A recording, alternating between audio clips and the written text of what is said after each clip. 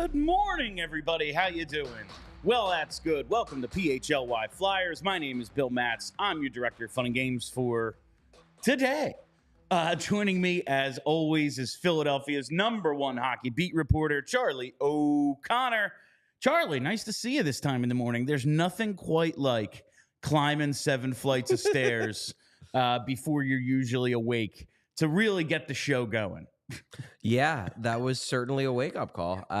No, we're having the show early today because obviously the Flyers are practicing. I need to get over to Voorhees by 11 a.m.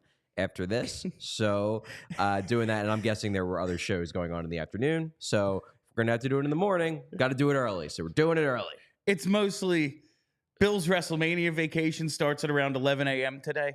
So we needed to get things going, and we will.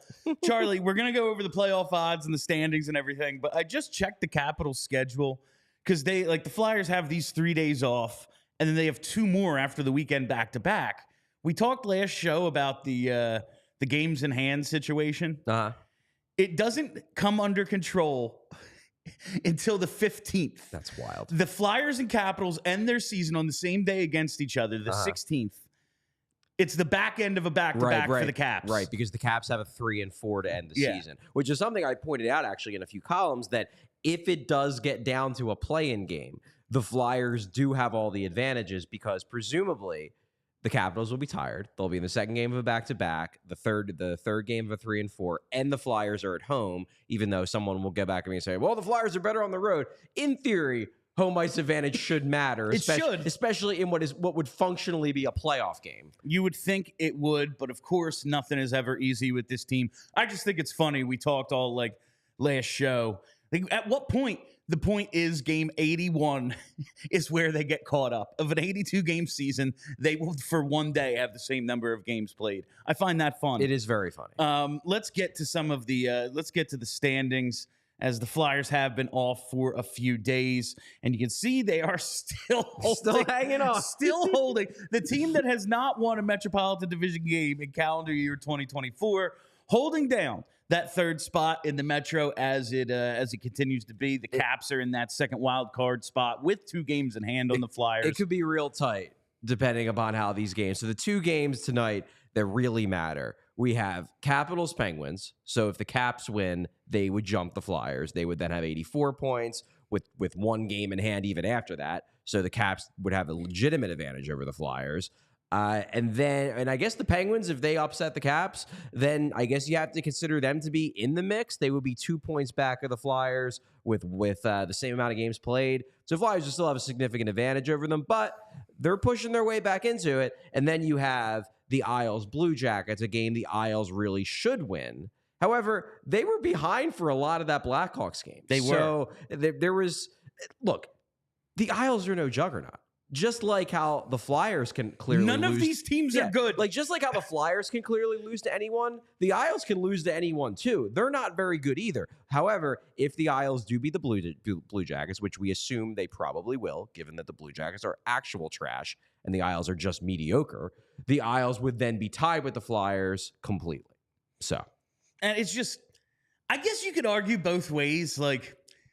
All the arguments the last couple weeks have been if you want expanded playoffs, this is what you're going to get.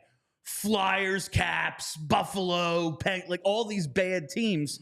The other side of the argument might be, I guess, none of them deserve it. Right. So, let them all kill each other in an extra game or 2. Yeah, let them have a play-in series. Because, it's the play-in in the NBA is 10 teams. Yeah. But it's 7 plays through 10. 8. 7 through 10 plays 7 plays 8. 8 plays 9. Winner of 7-8 gets the 7 seed, and then the loser gets a second shot against the winner of 9-10. Got it. So it's, I suppose that could be, but also oh man, those games are going to be great. Buffalo and the Pens, huh? Yeah, right. You did just play 82 of these things. I guess, look, what it comes down to with these expanded playoffs things is once a league starts talking about expanding the playoffs, it's gonna happen because the money is just too clear that it increases revenue. Everybody wants increased revenue. Players want increased revenue because they want the cap to go up. The owners want increased revenue because they're rich people who like to make more money. So we are probably, I would guess, within like 5 years from an expanded playoff. So if you enjoy only 8 teams per conference in the playoffs, enjoy it while it lasts, because I can't imagine it'll last too much longer. The momentum seems to be building in the NHL. I can't imagine. Like, it seems as if Gary Bettman is against it. Yes, but everyone else wants it. And he gets to, well, my owners want it. Yeah.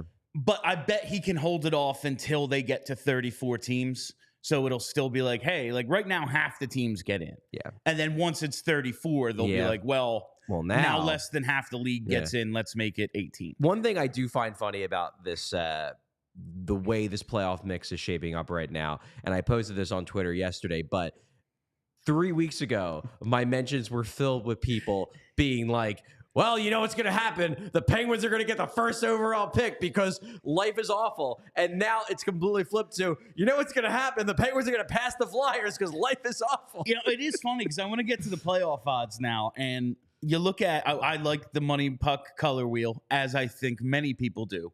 A lot because it's so optimistic about the Flyers' chances. It is the most optimistic. But something that's very funny are the Penguins' chances, which right now are under 15%. But they're going up. They're definitely trending upward. And it's very funny because you just pointed out, like, if they were to beat the Caps tonight, they'd be 2 points back of the Flyers, no games in hand. Right, but still But close. just one game back of a team that it seems like is coming apart at the seams, you know? Yeah. Like, John Tortorella is throwing everything he can at the wall, and we'll see if it works, at least for this weekend back-to-back. But you see the Flyers there.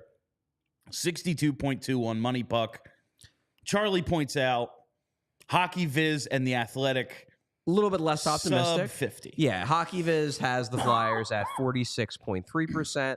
The Athletic has the Flyers at 48%. My assumption is that, because like all of these models take into account how that individual model views the team's quality. Mm-hmm.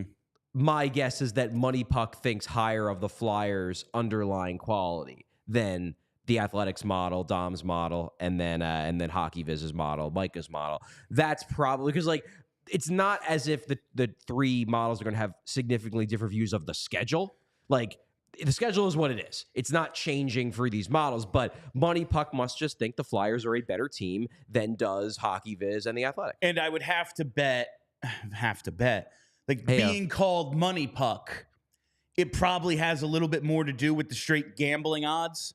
Like the Flyers are going to be favorites at least in like 4 of the next 6 games. Probably. So, but 3 of the next 6 at least. So like, yeah.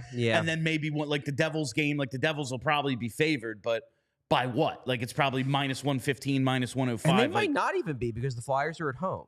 So could be. I mean, I know there hasn't been a huge home ice advantage for the Flyers this year, but the gambling sites certainly do assume that. These games are 3 or 4 of the last 6. My guess is Flyers are a favorite or it's fairly even. So that makes their like straight gambling odds a little more. And if you're judging by the underlying quality of the team, Flyers aren't that good. Yeah, so that makes sense that it's about 50%. Exactly. And if I had to guess, I would guess they'll probably be favored in 5 out of 6. I would think. All but the Rangers? All but the Rangers. Yeah, because, I mean, I think the Caps game and the Devils games are kind of toss-ups, but the Flyers have home ice. Yeah. So, I mean, they certainly should be favored against Buffalo, which is the Friday game, Columbus, which is the Saturday game, and then Montreal, again, which is a Tuesday game. But as they showed last week, if they play like crap, they can lose to anybody. They could lose to a JV high school team right now if they really, really put their mind to it. Just before we get to the Torts stuff, because we mentioned the Devils, last night's game, Madison Square Garden. Oh, fucking the brawl. Rumble. The brawl. Oh, man. I guess that was just a tune-up for people who are just going to take the train down for WrestleMania this weekend, right? Man. That was some good. I just love that stuff. I love when it's like off the face-off. Like Rempe's looking at McDermott, and they're just like, this is happening, right? And then right before the puck drops, Rempe just backs up. He's like, why am I even? I'm getting ready to play hockey. Yeah, we all know what's coming here. And then the other fights kicked off before theirs. That was some good shit. If Matt Rempe ever learns how to fight, he's going to kill somebody. But until then, Oh, he's entertaining as hell to watch because he's the biggest bastard you ever seen, and it's like he should be killing dudes and isn't. If he ever figures out what he's doing, he's going to be a menace. He's got to call up Donald Brashear and talk to Donald Brashear's boxing coach. You remember that when Brashear during the lockout, some guys work out and they try to make gains. Brashear's like, I'm hiring a boxing coach. I'm playing overseas. I'm going to hire a skills coach. I took boxing lessons during the lockout. Incredible. He's still fighting though, so good for him. My favorite low-key story from the Devils Rangers brawl hockey game in quotation marks was apparently after the line brawl to kick off the game, like Adam Fox just turns and looks at Peter Laviolette and he's like, so 30 minutes tonight, coach? He's like, yeah, 30 minutes tonight, Adam. We're Foxy. Knowing what was going to happen, how do you not start your third pair? He has Trouba and Keandre Miller out there to start the game. I feel like, I mean, I don't know. I can't speak to Keandre Miller. I feel like Jacob Trouba would take it as a personal insult if he wasn't on the ice for the first shift, knowing what was probably going to happen. You do gotta kind of have to have that guy out there. I guess. Yeah. And I think he would be mad. He's like, what the hell? Like, I have a reputation of being one of the toughest players in the league, and you're not going to have me out there. I gotta be out there. Like, now I'm going to be getting chirped by the bench the whole game, and we're going to be shorthanded. So like, I have to then play. I have to then be good. All right. Before we get into the rest of the show, I got to tell you, fam, if you think I'm a little excited, especially for this time in the morning, I am, and it's because it's here. It's WrestleMania week, and whether you're going to be down there with me watching the indie dirtbag stuff at GCW, maybe on Friday you want to go to SmackDown, Raw on Monday, one of the two nights of Mania at the Link, whatever it is, ROH on Friday, you're going to want to go there with Game Time. Game Time is the place for last-minute ticket deals with killer last-minute deals, all-in pricing, views from your seat, and the lowest price guarantee. There is no better place for last-minute deals. You can save up to 60% off buying last minute for sports, concerts, theater, and more. And the flash deals, save even more with exclusive in-app deals on select seats ahead of the game or event. You're going to want all your WrestleMania week tickets through Game Time if you're planning. Get that $20 off with code PHLY. But right now, all right, I realize I'm speaking to a select few of you. Maybe you're more, it's baseball season. Yeah, maybe dog. It's more like the Phillies. It's baseball season. Well, guess what? You can take the guesswork out of buying MLB tickets because Game Time is now an authorized ticket marketplace of Major League Baseball. And for right now, up until April 14th, so you still have 10 days, you can get $20 off any MLB purchase of $150 or more in the Game Time app with code FIRSTPITCH. Terms apply. That's code FIRSTPITCH for $20 off from March 25th to April 14th. Download the Game Time app today. Last minute tickets, lowest price, guaranteed. All right. Torts time, baby. It's Torts time. I really loved these quotes. I got the sense pretty much everyone did. Yeah. And I know. The guy knows how to play to the media when he has to. He does. He absolutely does. And listen, I am not like...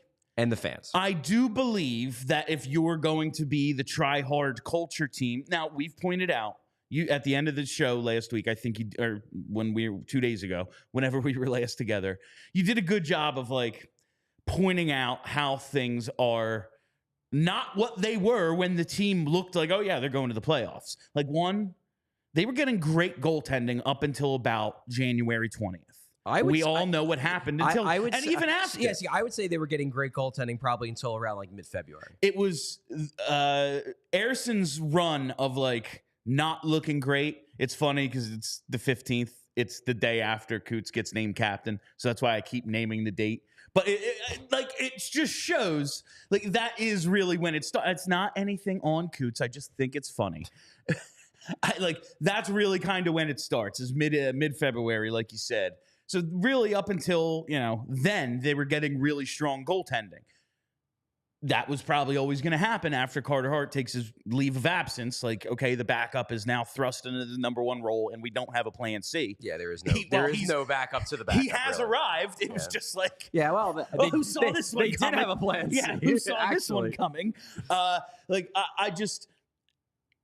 You point like, okay, Travis Konechny, he's hurt now. He's the best player all year. The defense, thoroughly depleted. The goaltending, we know what the issue. Like all the things, partially by choice and partially just by accident. Injury. Yeah. Like all of the things that have happened along the way. Like this is not the team that we thought in the beginning of February. It's like 89% to get in the playoffs or whatever they were.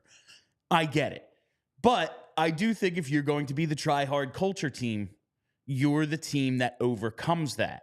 And Tortorella kind of spoke to that. Like, I do think, as much as I believe he deserves the Jack Adams, we should put some of the team's failings on him too, because he's going to get all the credit. Like, this is a team without a star. So all the reasons they shouldn't be where they are, he gets the credit. Yes. Well, finish the job or I'm going to blame you. And he kind of spoke to that. Like, he needs to be the one that gets the team ready, or at least does a better job of preparing them. I just really, really appreciated what he said. Like, we're not ready to be better yet. And no, you're not. That's partially on me. I mean, that's a criticism I've seen, and a legitimately fair criticism I've seen on social media, because there's a lot of unfair criticism you see on Twitter, but this is a legitimate point that some people have made, that basically, like, Torts is a genius, and not in like the good way, but he's a genius because the way he's been able to spin this is, if the team wins, Torts is just such a great coach because the team stinks. And if the team loses, it's not Torts' fault. It's because the team stinks.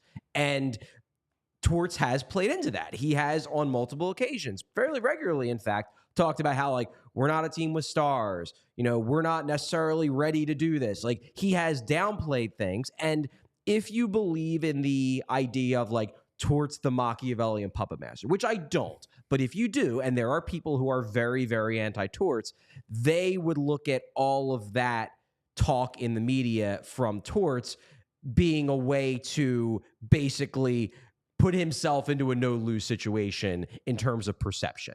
And while I don't fully buy into the idea that, like, Torts is actually playing this purposeful, like, I just think he's being honest, and the honest evaluation is that he doesn't think the team is all that talented, because I agree with him. I don't think they are. Eyes. Yeah, like, I don't think they are. It's what we've been saying for years. It's why they're rebuilding. But I can't deny that he does benefit from a public perception standpoint by presenting the Flyers as not that good, because then the logical follow-up, which he doesn't even have to say, is that, well, if they're not that talented but they keep winning, why is that? It's probably a lot to do with the coach, and it makes the coach look good. So what I thought was interesting about these comments was that, not that this was the first time, because he's admitted mistakes before. He obviously admitted that he went off the rails a little bit with the Sandstrom thing last week, most recently, but he's done it before.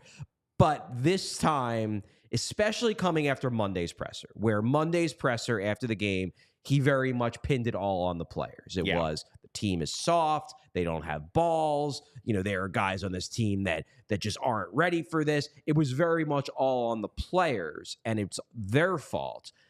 He very clearly made a point to reposition it as, yes, the players are not ready, but I am not blameless in that. In fact, it is my job to get them ready and to get them to recognize the importance of these games and what is different about these games versus games in January. And clearly, the results show I have not done a good enough job. And if there's one thing that Philadelphia fans will always love, it's accountability. And Tortorella very openly showed that accountability yesterday, which I think plays into why the press conference was so well received.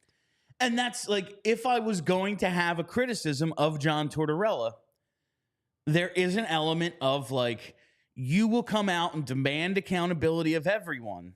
And then, listen, I guess I'm going to buy the I had family in the stands thing, and I wanted to go see them, and that's why I gave you my assistant coaches. But the circumstances of those games are kind of like, you couldn't just go to dinner after, you know? Like, there's restaurants in Raleigh, I'm pretty sure, man. But, like, if you're going to always, like, if you're going to throw the captain under the bus, you need to be out there and take the questions too. And your 45-second pressers and your no-show pressers, that is a lack of accountability. And I know there's a lot of people, I have friends, when I say this stuff to them, they're like, Bill, you're in media. We don't give a shit. And I'm like, I know it's a little different for me. Right. Because, like, and listen, I've said about coaches, like, I think press conferences are mostly pointless. But, like, my partner here, it's his job to go and get those quotes. And if those quotes were not in the stories, it's a service to the fans. You don't, like, you know, if the fans didn't want it, there'd be no demand for you to write it, you know? And it is his job to address the fans. I got the sense that there were a not insignificant amount of fans, particularly on social media, obviously, because they're the ones I deal with, but even in our chats that we see during the shows, I got the sense that there were people who were legitimately annoyed that Tortorella seemed to be ducking press conferences after losses, in which his strategic decisions helped shape the game. Yes, the big thing was the 3-on-3 overtime decisions, and a coach should probably answer to that. I mean, I remember, and I said this on the show, I felt bad asking Brad Shaw about the 3-on-3 overtime combinations. He didn't make the decision. Because my thing was, and I prefaced my question to him that maybe this is a better question for Torts, but basically, like, I got to ask somebody, so I'm asking you. The idea is, like, if the coach is going to make that decision, he should either stand by it or say, in retrospect, I wouldn't have done that. I don't get the sense that all fans care. There are some fans that I think there's two contingents of fans that don't care. The one contingent of fans are the fans that just think Torts is God and that everything he does is great because he is all that is good and pure about old school toughness hockey. Yeah. So it's like, oh, these whiny media people, they can shut the hell up because Torts is our hero. And like they are just all on the pro Torts bandwagon and they're going to say whatever Torts does is fine. And that's fine. I mean, I get legitimate. it. Yeah, like I get it. He's going to the Hall of Fame. Yeah. But then there's the other contingent that just doesn't like the media. Yes. And basically thinks that if we want something or if we complain, that it's obviously our fault because we just suck at everything. I mean, that's a sentiment, not just in sports media, but it's a sentiment in sports media. And in my opinion, and this is maybe me being a little bit of an elitist asshole, I think a lot of it is jealousy. I think a lot of those people deep down think they could do a better job than the media people. So therefore, because they are jealous that they don't have that job, they constantly criticize the media people who they think they could be better at the job than. These are the people who, one, will say, I don't care what a coach says, and also will be, well, if I was there, I would have stood up and told him he can get right up and fuck himself. No, you wouldn't. You'd be escorted out. Yeah, exactly. But like listen, but it's not the most important thing in the world that he talks to the media, but there's a small part of me that is like accountability for thee, but not for me. And these quotes were kind of him taking some accountability. Maybe to some it's too little, too late. Maybe it's like, well, the wheels have fallen off now. So, but I do see a little bit after the game, he put all the onus on the players. And now it's like, you know what? I'm going to take a little bit of the weight off of them and maybe free them up to play some good hockey for this last couple weeks of the season. I do see a little bit of method to the madness here. Yeah, I mean, I just want to read some of the quotes because they are, I guess, enlightening. It's my job to make sure they understand where we're at now. We're not regular season now. We have put ourselves in this spot. Let's not fade away and say, you know what? We're not even supposed to be here. That sucks. We're here. And that's where I think I've done a shitty job. Now, this is why I do actually want to have a conversation about this because, like, it is absolutely accountability, but it is also accountability in the sense of like it's a little bit. It's like it's on them, but ultimately I'm responsible for them. Yes. Like you blame the parents for a kid that does something stupid. Kind of thing. Yeah, exactly. So like they're fucking up, so that's on me. It's a little patronizing, a little, but it is still accountability. And I think Tortorella definitely views it as it because he's looking at the most we're gonna get. He's looking at it as, look, I was not wrong to call out the players. They are playing like crap. And I think fans would agree they are playing like crap right now. It's not good. It is also the coach's job to get the players to not play like crap, and clearly. For as much credit as we're going to give Torts, we have demanded the jobs of coaches who have failed to prepare for how long were slow starts a problem? Through like several different coaching staffs, and we kept being like, what's the matter with these coaches that they can't get this team ready to play? This is kind of an extension of that, and totally different regime, but it is like I want to blame. I don't think it's one or the other. It is the coach and it is the players. I think it's all like that's why it's tough, and that's why like having these debates on social media is difficult because it's not just one thing. And by the nature of something like Twitter, everything gets boiled down to one thing. It's like if you're an anti-Torts guy, then it's all Torts' fault. If you're a Torts is great, but the players don't have heart because this is all residual from the bad years of the team not giving a shit. Claude Giroux's fingerprints are all over this. Exactly. Then it's Torts is getting everything he can out of this bunch of bums, and now this bunch of bums is choking at the worst possible time. Whereas, I'm sure it's a combination of a lot of things. I'm sure that John Tortorella could be finding better strategic ways to motivate the guys. I'm sure there are some guys who simply can't give more because they're too injured or too exhausted. I'm sure there are other guys who can give more, but they're either stuck in their heads, they're overthinking things, they're just in a rut right now, like guys like Joel Farabee. So it's a lot of things at once, but I think it's good that John Tortorella, by his own admission, acknowledged that, he's not blameless here. He's part of if you're going to give him credit for the good things, you got to say Torts needs to do a better job, just like the players do, at closing this friggin' thing out. What Charlie is saying is both Torts and the players, they have no room to chill. So we need to chill for them because this team, they drive us absolutely insane. They have for a long, long time. That's why we all collectively sometimes just need to chill. And there's no better way to chill than with an ice-cold Coors Light. So whether you're freaking out about the coach, the goaltenders, injuries, whatever it is, you need to find the Blue Mountains in the back of your fridge and enjoy a beer as cold as the Rockies. Because when everything surrounding your favorite hockey team is on fire, sometimes you just got to chill. When you choose to rise above it all, choose chill, choose Coors Light. Get Coors Light delivered straight to your door with Instacart by going to CoorsLight.com/PHLY Hockey. Celebrate responsibly. Coors Brewing Company, Golden, Colorado.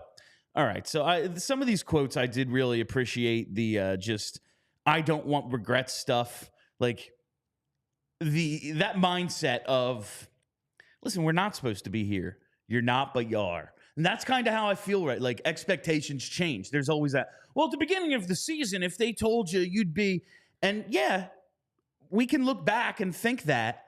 But when you're in it, you're in it, man. You want to win these games. I get that it's experience. I get that we're finding out about dudes, and Torts has even told us maybe we're finding out stuff that's not positive, but it's all information collecting. I really want them to finish this for them. It will be a showcase that the culture has changed because ultimately they're building this culture. And we're going to find out who can fit in and who can't and who can play in these big games and who can't according to whoever makes the decisions. But I want to feel like they're actually on the right track. Yeah. I don't want to feel like this was all kind of a waste of time and now they're going to draft 14th and here we go. Okay, Travis Sanheim part 2. Can't wait to wait 6 years for this guy to be a second pair D-man. Right. I want to feel like they're on the right path, and the only way to do that is to finish this job for me. Am I nuts to think this was a waste of time if they don't make it? I do think you're going a little bit too far. Okay. I think that if this team does not make the playoffs, I do not think it makes this entire season a waste of time or a failure or anything, because I think they did still play in these meaningful games. They did still see legitimate progression from a lot of guys. And the playoffs were never the real goal here. So I do feel like it's moving the goalposts a little bit to say, in January, missing the playoffs by 2 or 3 points would have been acceptable. But now, because I'm in it, it's a failure if they don't. I do think you're going a little bit too far, but I understand where the sentiment comes from because I think Torts is feeling that way right now. And probably I would bet you that if the Flyers miss the playoffs, that if you ask Torts 2 days later, if we have our exit interview with Torts, Torts will go as close as possible to saying that, yes, the season is a failure because we didn't make the playoffs. And then if you ask him 2 weeks later, he'll probably be like, no, the season was great. But he's just this one thing this press conference served as a reminder of is one of the factors that we probably underrate about why Torts does things. Because we talk on the show about, the three-dimensional chess possibilities of him motivating players and, this and that. And this is why Torts does what he does. We probably underrate just how insanely competitive this man is. Yeah. And I think that's one of the reasons, too, why this press conference played so well in corners of the fan base. Because he fucking wants it. He fucking wants it. And he wants it for the guys, to be sure. But he also wants it for him. You think he doesn't want to coach in the playoffs? Yeah, he's a hyper-competitive son of a bitch. And the thing is that so are fans. Yeah. I'm looking at these other teams that are in this playoff race, like the Islanders, the Penguins, the Red Wings. What are like their coaches are basically just kind of letting it ride. Yeah. Like, all right, like I'll put my lineups out, and if we lose, I'll say I'm disappointed. And then you look at the Flyers, and it seems like every week they're doing something crazy. Whether it's scratching the captain, whether it's the coach getting kicked out of a game and getting suspended, whether it's starting the Russian goalie 4 days into his NHL career, they're always doing something outlandish.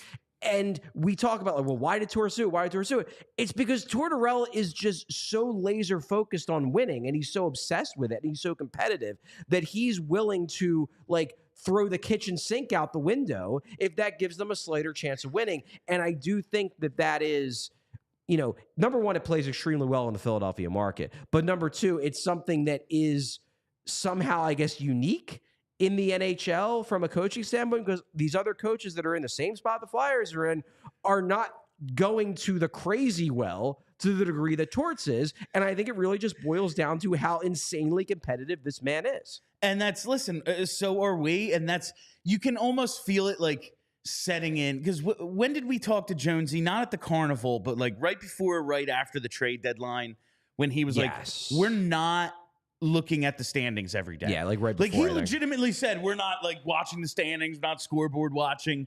And like when he said it to me, I was like, all right, the priority was never this. And they told us that. We went over it last show. Like they traded Sean Walker. Yeah.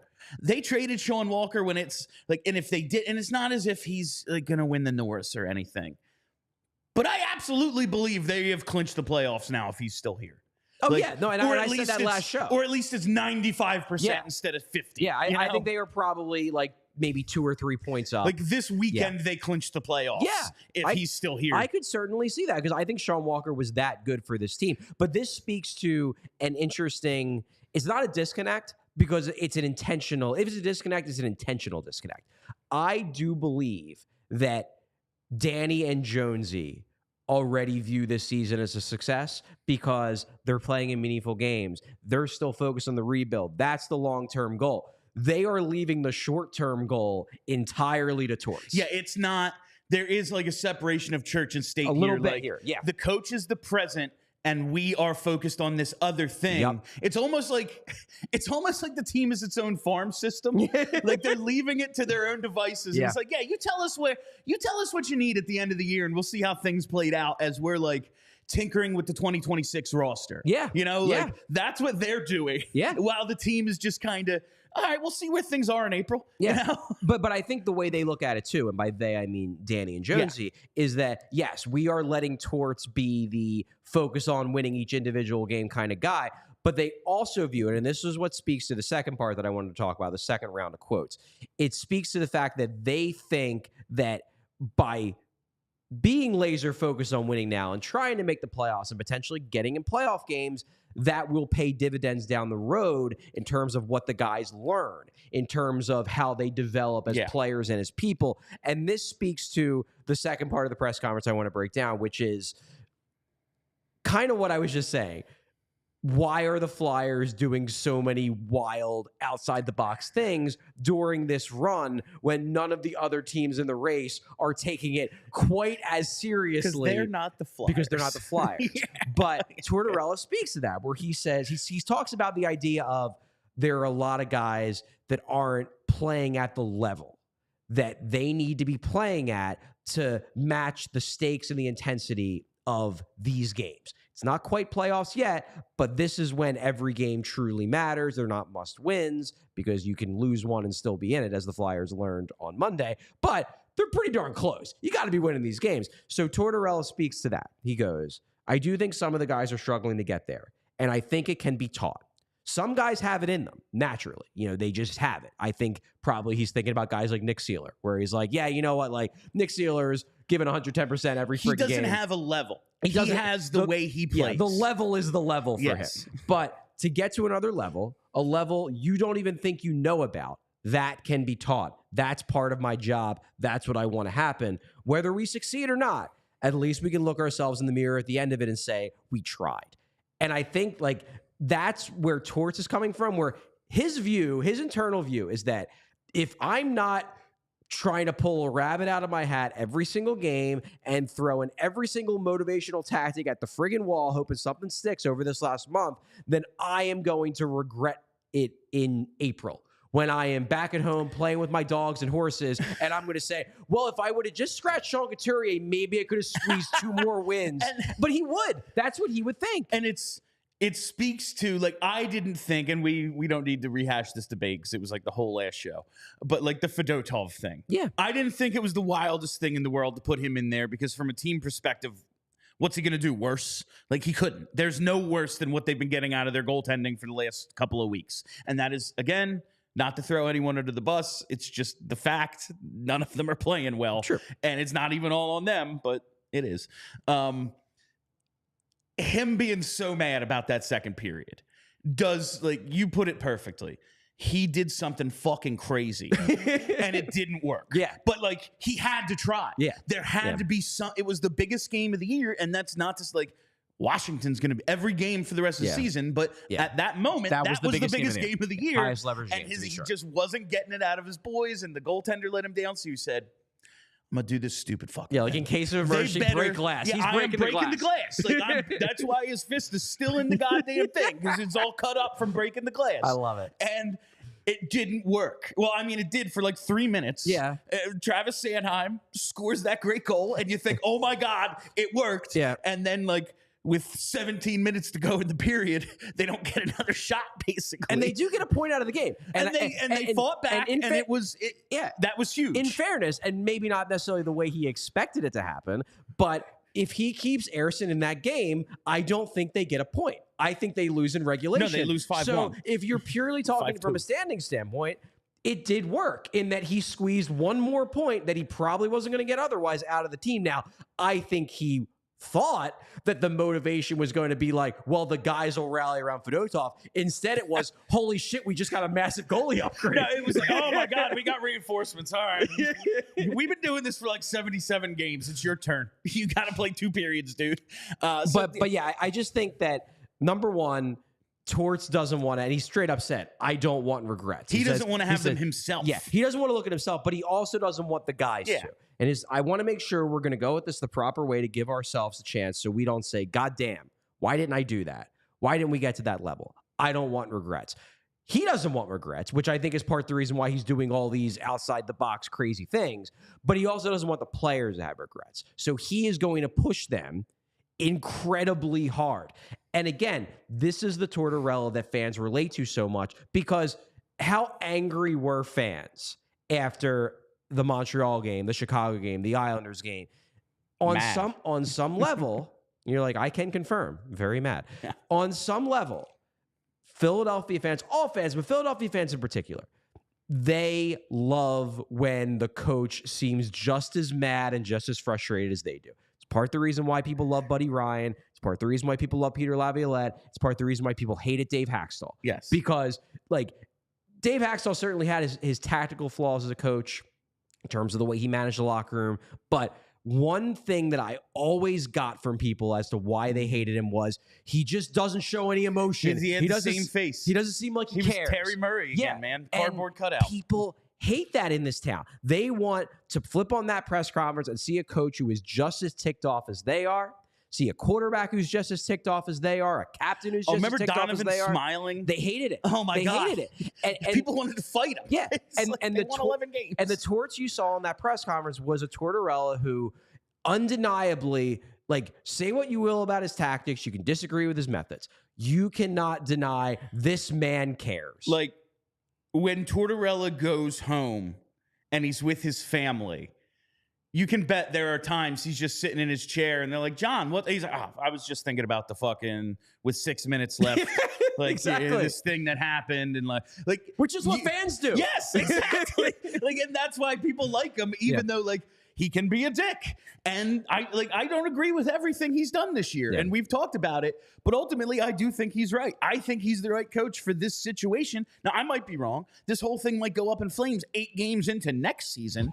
Like, they might quit on him Friday. I don't know. But, like, I think for these last almost 2 full seasons, his ideas are right. like overall. The way that the overarching plan. that they are going to build this team, because he's saying like we're going to find out who can't play in these games. And when he talked about like that's always going to follow me around, the players are going to quit. Yeah, I want to talk about that quote. Like that stuff is, and when he says maybe they will, but if what I'm doing makes them quit, they ain't the guys you want.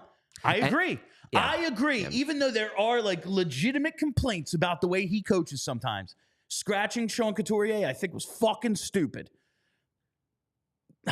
They're still going to fight, and they have all year. Like, they fought at the end of that Islanders game again. Yeah. Like, the fact that they keep coming back and being resilient all year tells me that it's working. Yeah. Yeah, and that was...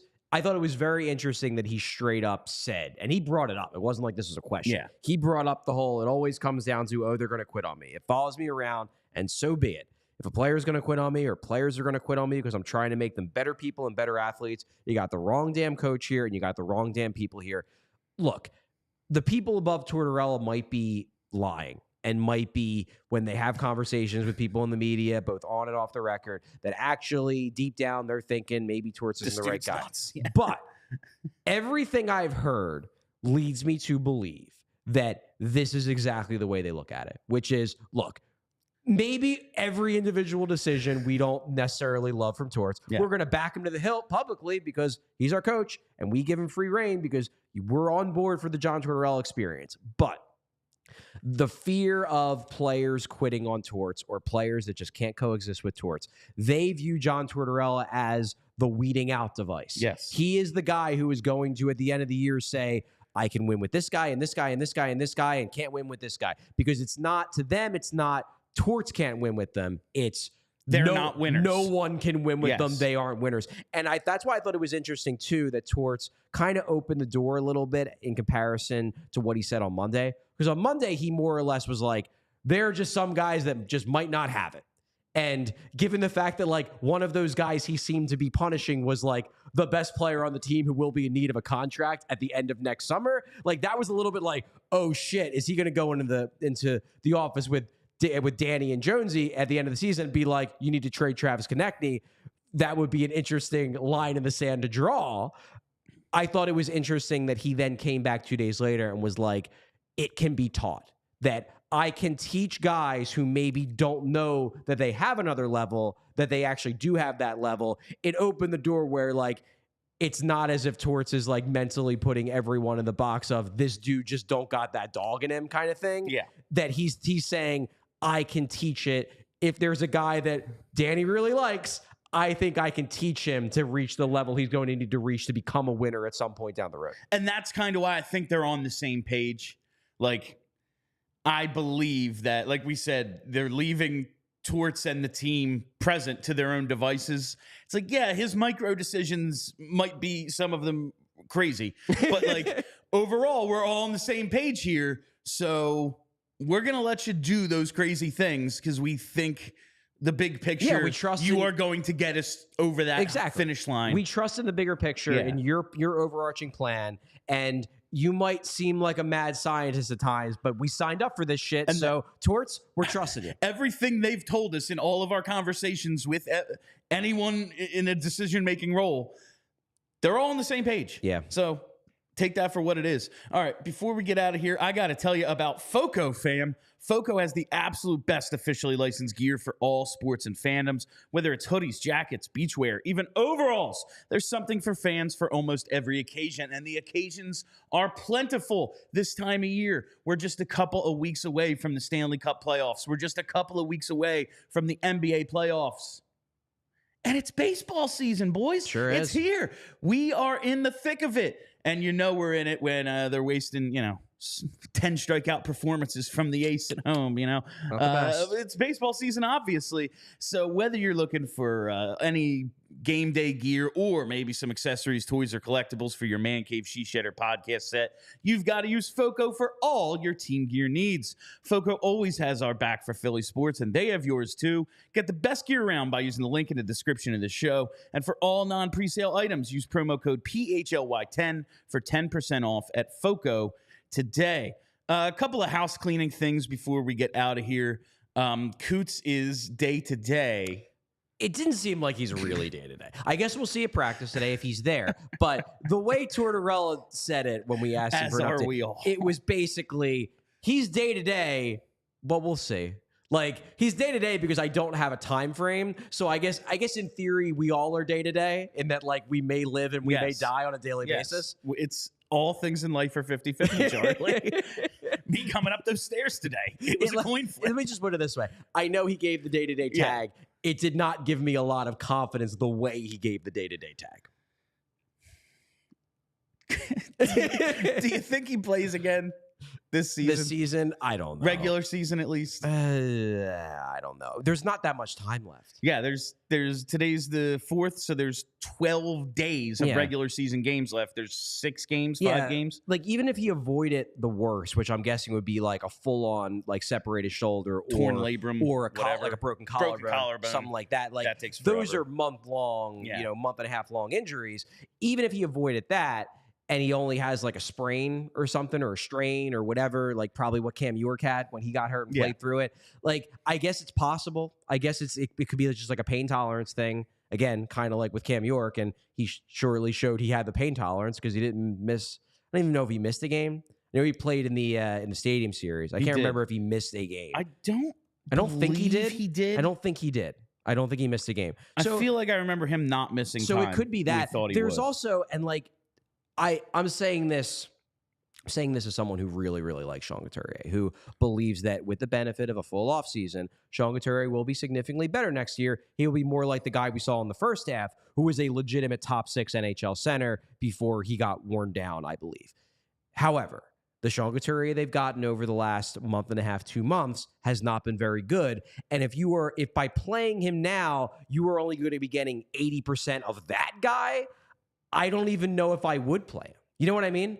Because if you're getting he ain't helping. If you're getting 80% of peak Sean Couturier, like play through the pain, Sean. If you can, if there's no serious risk of re-injury, sure, go ahead.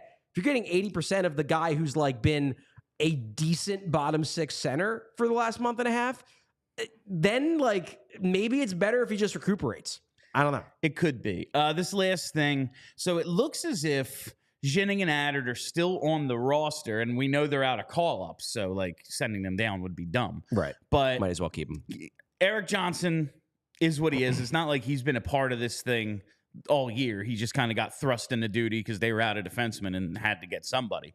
But Igor Zamula as well. He's been rough. He's been rough stunk recently. lately. Yeah, he's had some bad games. Should Jennings and Adder be in for one or both of them? I would probably do that if I were the coach. I would, especially now that you have Sealer and Drysdale back, because you can go back in theory. That's with those guys now. It's not like, well, we need a veteran and we need, like, you have your guys almost. Well, to me, it's just that, like, the way it was set up when you only had the one pair was that it was really difficult to shelter Jennings and Adder. Yeah. Because, like, it was, okay, well, York and Sanheim are getting all the minutes, sure, but they can't take all the minutes. Yeah, there's still another 35 minutes of the game. So if you're going to shelter Jennings and Adder, you got to give all those other tough minutes that York and Sanheim can't take. You got to give them to Johnson and Zamula. Well, now you can give them to Sealer and Drysdale. Legitimate NHLers. Yeah, like Drysdale, he's rusty. He wasn't playing that well before the injury. Sealer was legitimately playing well before the injury, and I think since coming back has looked pretty good. I like those two as a pair. I think that has legit, like, it could have let's see those potential. two together next year. Could have long-term potential, to be sure. But I think I would probably swap the third pairs because Jennings and Adder had a real bad game in Montreal. And I think that's what got him scratched initially. And then he just hasn't been able to get back in because then Sealer was back, Drysdale's back, whatever. I think I would do it. Now, do I think they will do it? No. I think Torts will look at it as Erik Johnson is the veteran. These are veteran-type games. Zamula's played all year. I don't really want the untested rookies in the stretch run. But I personally would replace that pair with Jennings and Adder. Kind of in your thought process about the Ersson-Fedotov thing, where, like, the Zamula-Johnson pair is going to get worse? They're getting crushed anyway. Yeah. What's it going to be? Worse? And Zamula did that puck over the glass was real reminiscent of his early struggles. It's like Major League 7 Two. Conversation with him. Major League 2. Like all of a sudden, Rube Baker's missing second base layer. He can't get the ball back to the pitcher again. It's like, oh no, he's reverting. Like that's what I just saw in Zamula. Yeah. Before we get out of here, who's your Ashby and who's your Lindbergh? I just want to know. Ooh. Does Sanheim get both? Oh, I do think Sanheim is almost certainly. I don't want to give it away. I think he's almost certainly my Ashby. Okay. I understand the arguments for guys like Seal. I definitely understand it for York. I think it's between Sanheim and York. I would think. And especially with the missed time. I personally would go Sanheim. I get the York case. I could easily see York winning it because I think there's a lot of momentum around his second half in particular. Sanheim was best in the first half. York was best in the second half.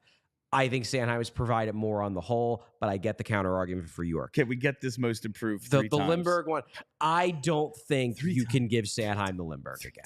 If he would have played at that level. If he would have played that first half level all season, then yes. I don't think you can. It's actually kind of tough because, like, I think Sealer has a case. Yeah, you might give it to Sealer. I think York has a case too. York does. Yeah, I mean, especially if York is getting if York ends up getting the Ashby, he very well might end up getting the Lindbergh as well. Yeah, because he didn't make the team last year. Yeah, but he was good last year too. No, I just mean I don't think I would vote for York, but I can see why people who think he's taken a big step forward this year. I think he has. I just love the team awards convo. The team awards convo is interesting. I'm trying to think who else I would potentially give the Lindbergh to because I haven't given it a ton of thought.